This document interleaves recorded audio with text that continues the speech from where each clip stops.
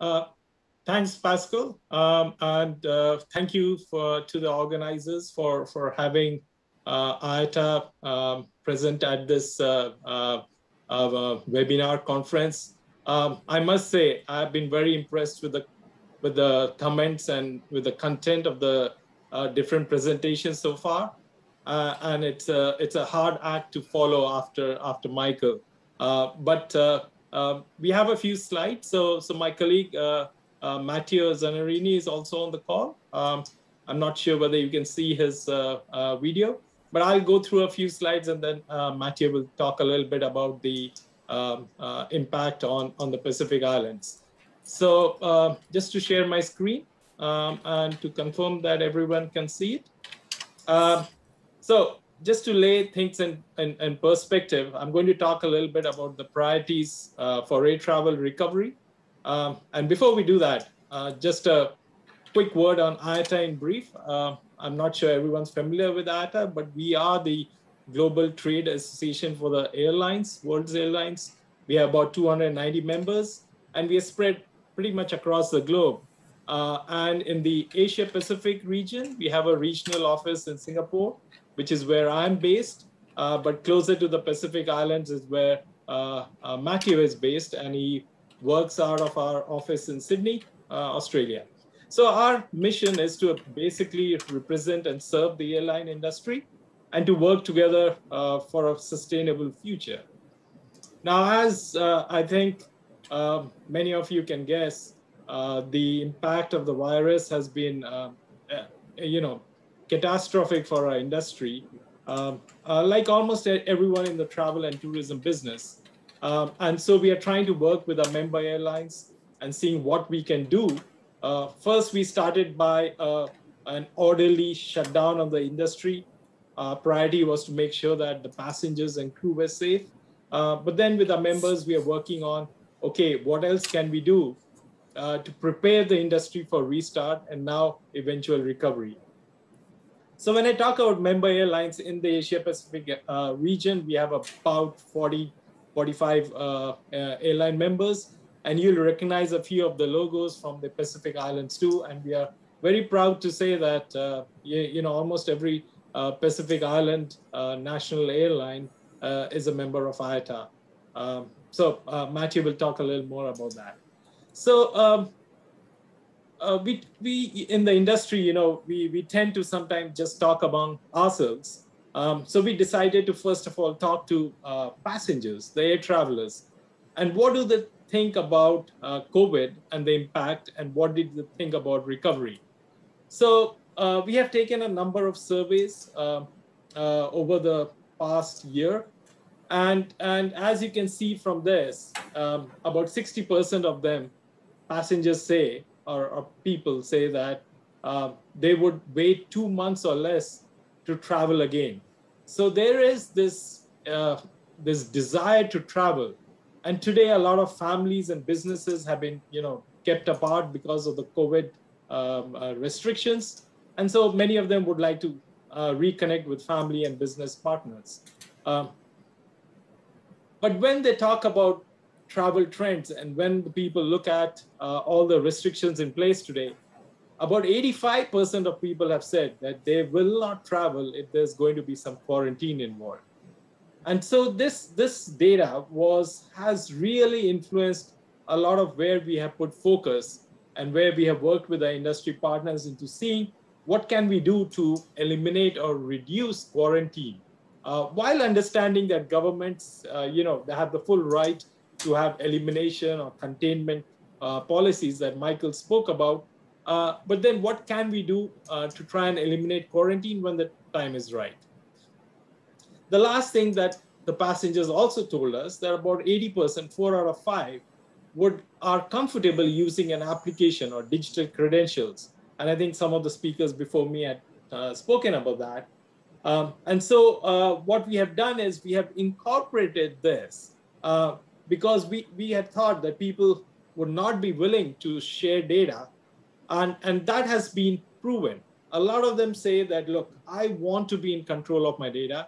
I want privacy is very important for me, but I'm willing to share that data. as long as I'm in control, and if it can allow me to travel. So this is key. And I'll come back to this, some of these data points later. So IATA, across the world, we have been looking at how do we restart the industry. And we are sort of at a crossroads and almost as stalemate. The industry and a lot of our travel and tourism partners want borders to safely reopen and get recovery underway. But governments are almost in two phases. There are some that are still, unfortunately, focused on reducing the domestic spread. So they say, don't talk to us about borders reopening. We are not at that stage. We are still trying to control the virus domestically. And unfortunately, quite a few of them are in the Asia Pacific region. And that has emerged over the last month or so where some of the variants have taken hold. But then on the other hand, we also have some of the countries like New Zealand or Australia that have controlled domestic spread. And that is why they don't want to reopen the borders. So in either case, as long as you're on two ends of the spectrum, the governments have said, IATA, go with, don't tell us about reopening borders. And we have taken that input into account and said, look, we are not, public health comes first, but let's come up with a roadmap on how this can be done. So we are working in conjunction with governments, trying to see, how they can reopen borders and what can be done in terms of policy. And what we are saying is, okay, in the meantime, let's make sure that some of the testing and vaccination, which can prove as an alternative to quarantine, but let's make sure that these are in line with WHO and ICAO recommendations. So what we have said that, states should implement coordinated, time-limited, risk-based and evidence-based approaches, but also make sure that, global guidance is taken into account in terms of testing and vaccination. And the IATA Travel Pass is a useful digital solution that can enable that. What we are also saying is don't make vaccination a prerequisite for travel, even though we fully understand and we support that, if you're vaccinated, you obviously pose a lesser risk. And so there may be, you obviously may not have to do quarantine or even testing in some cases. In terms of vaccinations and travel, so we are saying that obviously, given that some of the supply issues, it might take a year, maybe 2 years for populations to achieve herd immunity with vaccination. So we are saying you don't need to wait for that, but again, depending on the domestic situation, a combination of testing could be possible to reopen borders. And again, for vaccinated travelers, we are saying government should actually look at providing unrestricted access.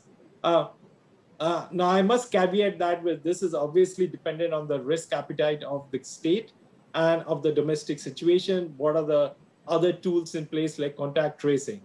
So ultimately, what we want is that restrictions are removed as soon as they can, but obviously in a safe manner.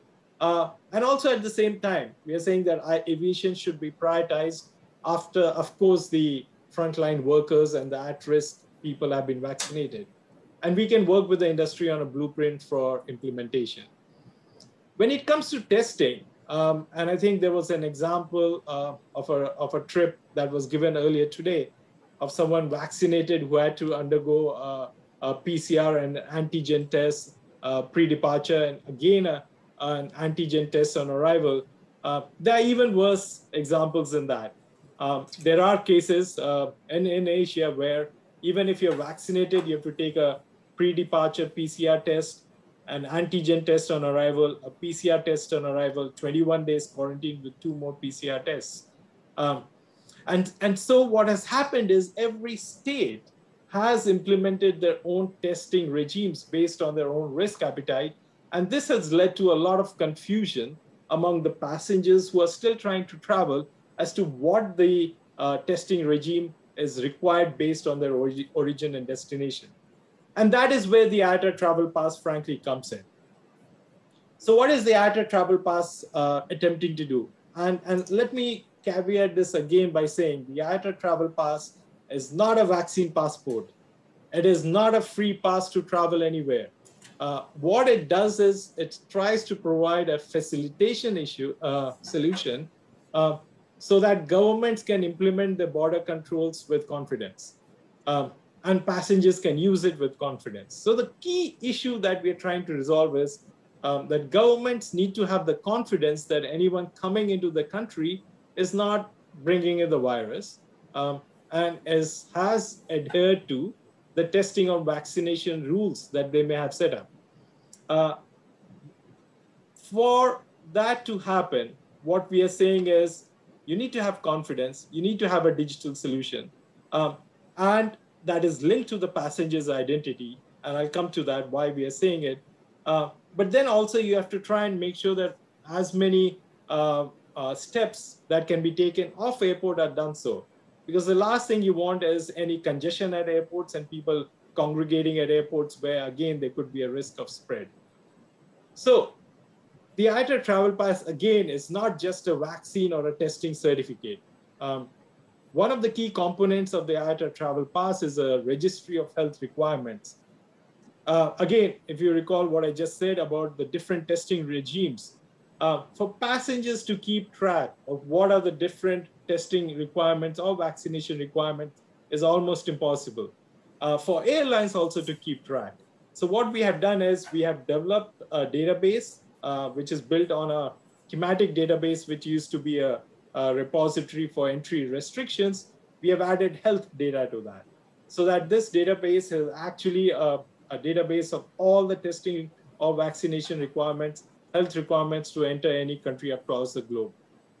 So we take that module, and then what we do is we have a list of registered labs where you can go and get some of these tests that are required for travel. That's the second module.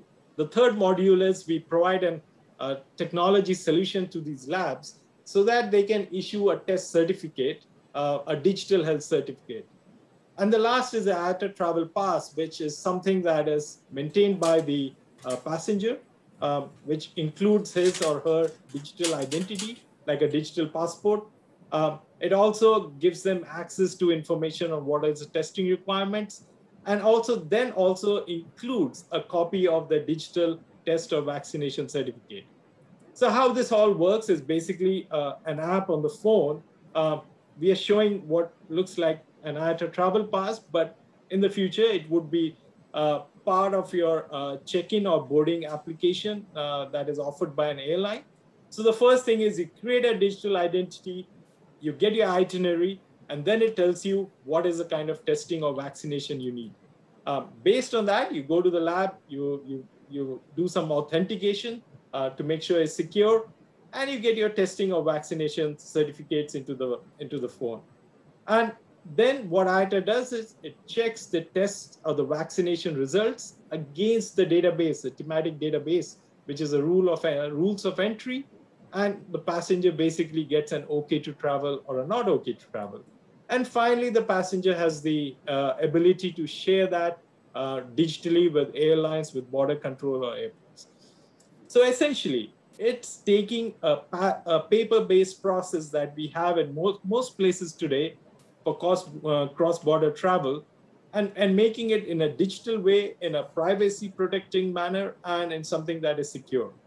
Today, we are seeing there's enough evidence that you can buy a test certificate off the internet for a few dollars, or you can change the names on any paper certificate. What we're trying to do is to make sure that is not possible, and so that governments have the confidence that if they think of reopening the border, there are solutions like this that can do it. I think what is important to also understand is that what we have done is we have based it on open access modules. So it can interact with other solutions that are out there, and you had heard of another solutions previously on the session. But what we have said is these modules are all there. Any other solutions can interact and work with them.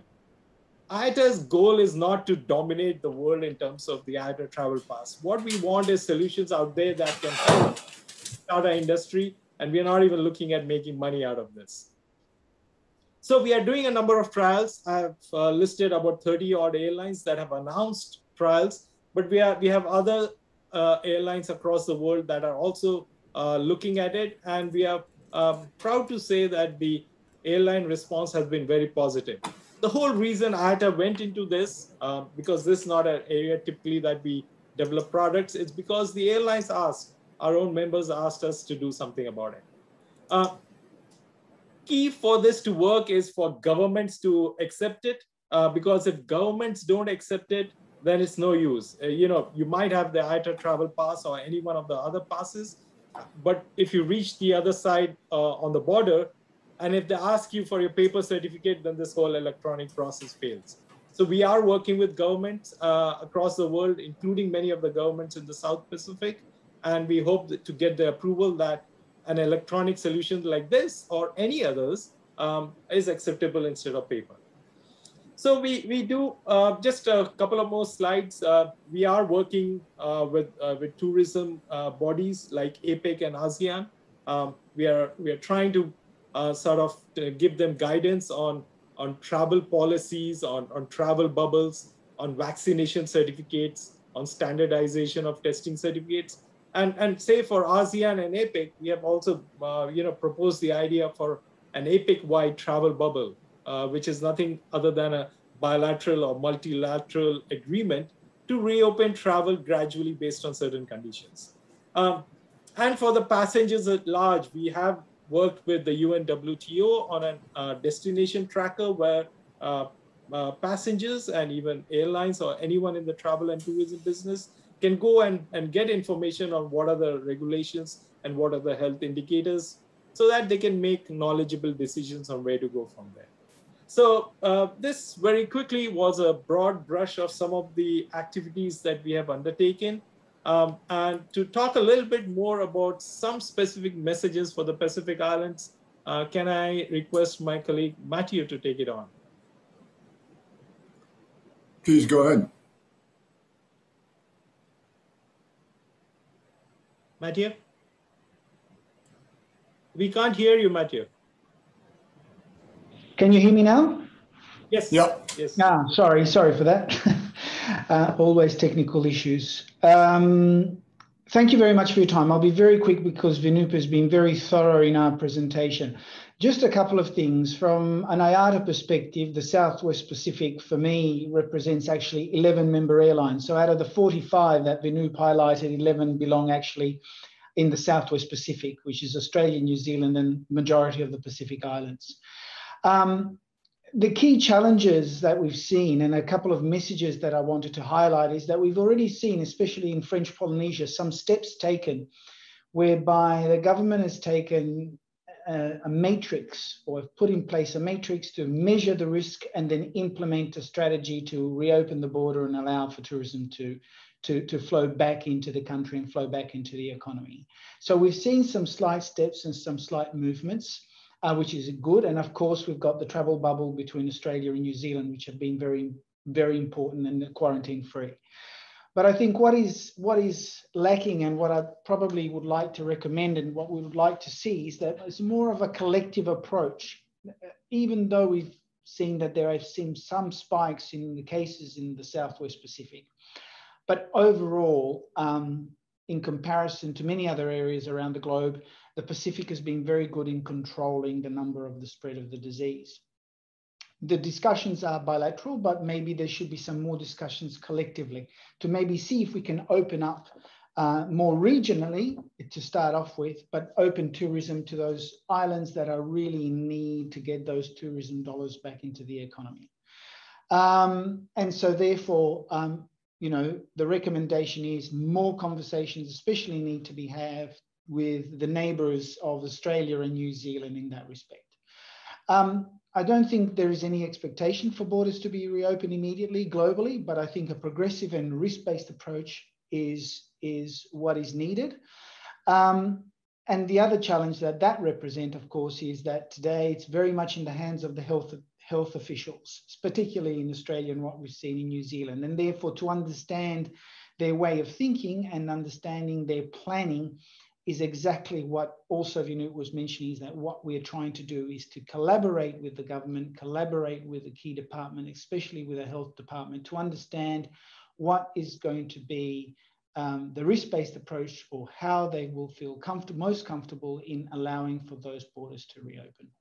So I just wanted to leave you with those 5 key messages. Thank you very much. You're muted. You're muted, Vinoop. Yeah. Thanks, Matteo. And you know, I guess that's it for the IATA presentation. We'll leave you with our contact information, our email information for both Matteo and myself. And you know, if there are any questions, happy to take them, or you can write to us. Once again, thanks for the opportunity. Thanks a lot. Thanks a lot, Vinoop.